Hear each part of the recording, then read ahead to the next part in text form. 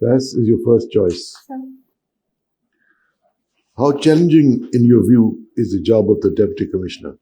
I think it is quite challenging because there is a lot of pressure, I believe, because they have to report to their seniors also. And I think that in a developing world, in a developing country like Pakistan, where there are so many issues of law and order, where people are not, um, all the people are not educated. There is 62% literacy rate in Pakistan. There is not enough awareness. So working in environment, especially in the rural environment, and even in urban environment where there is urban sprawl and increase of population, I think it is a tough and challenging job, sir.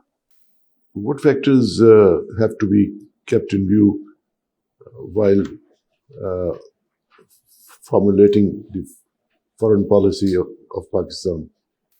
Sir, factors, for example, the constitution of the country, Article 40 says that Pakistan needs to have good relations with Muslim countries. That should be taken into consideration. Apart from that, sir, the economy of the country, basically, sir, all the domestic factors, they play a pivotal role in formulating the foreign policy of the country. So right now, the domestic policy and the domestic issue of economy is at forefront.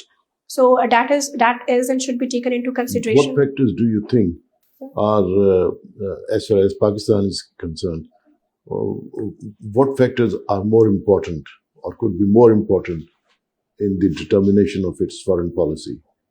So I think the economy, because Pakistan has pivoted from its strategic and political decisions that the country has been taking for quite some time, and now wants to go towards geo economy as compared to geo strategy that it was the decision that it was taking before. How do you see the police as an organization? Sir, I see police as an organization that maintains law and order of the country. It is, again, an important organization for any country to work. Again, I'll come back to economy because it is the pressing situation. If country has law and order, more people will invest in the country. There will be more trust on the institutions of the country. However, there has been political interference in Pakistan police, and there has been discussions that it shouldn't be the way it is.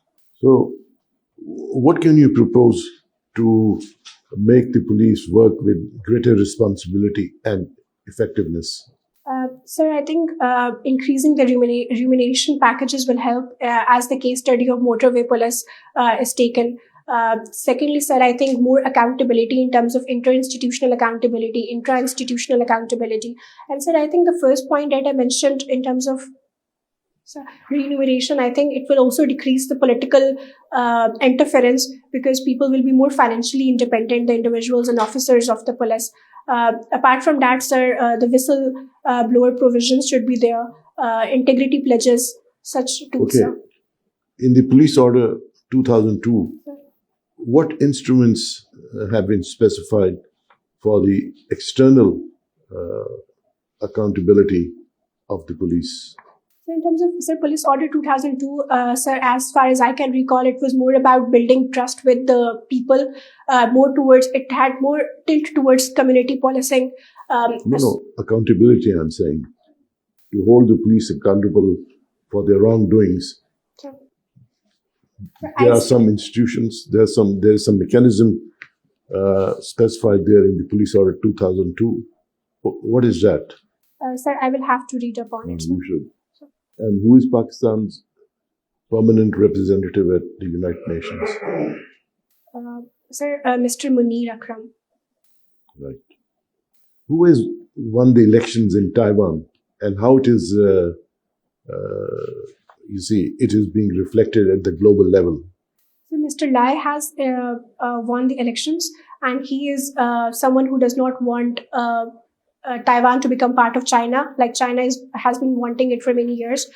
People think that political scientists believe that the election and the selection of Mr. Lai, it will lead to increase of gap between US and China because his election suits the foreign policy of USA more than it suits China. And finally, what are the governance? Tell us about some of the governance issues of our country. Sir, governance issues. Sir, I think, first of all, there is no inclusivity. the women role in governance is very minimal. Same goes for the minority of the country. Their role is also not much in the working of the governance. Second, sir, the good governance indicator of accountability. Pakistan, sir, lands at 140 out of 180 nations in corruption index. So there is increase of corruption that leads to decrease in transparency and accountability. Apart from that, sir, on rule of law index, again, Pakistan does not perform very well. So rule of law, sir, the prerequisite of a good governance actually is democracy. And again, in Pakistan, there is political instability, and democratically there is confusion in the country. So, sir, I think these are Okay. How do you see, last question, how do you see the Supreme Court's yesterday's decision on the bat, the symbol which was allotted to PTI? Sir, the Supreme Court's decision should be respected. It is the prime most important body of any country. However, sir, the constant change of precedents and the trend that is of not following the precedents, for example, Peshawar High Court and then Supreme Court. So there is a lot of confusion, I would say, in the government as to whom to trust and whom to follow.